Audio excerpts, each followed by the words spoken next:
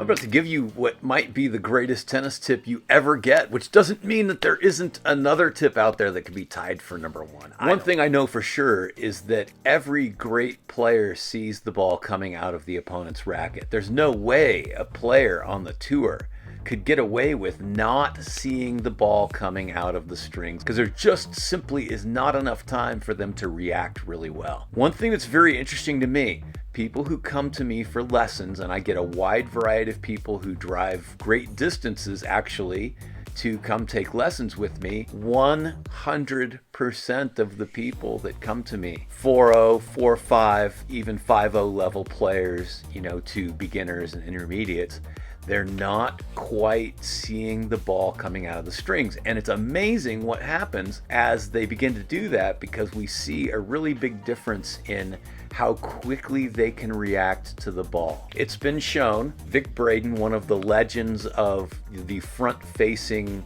representatives of sports science, said that once the ball is out of the racket by 2 feet, your brain with 95% accuracy knows where it's going. And so that means that you can now react really quick, take your unit turn, flow into your first step, and get going to the general vicinity. Now, of course, there's another 5%, the wind, the conditions on the court, how well the opponent struck the ball. There's a lot of different things that can affect that ball by a little bit. The major decision you can make, you can go forehand or backhand and start going that direction, and then as you're tracking, then what you'll do is you'll take some more refined steps and get in better position. But the number one thing that you really need to do is see the ball coming out of the strings. You don't need to focus on it so much, but just be aware of that moment.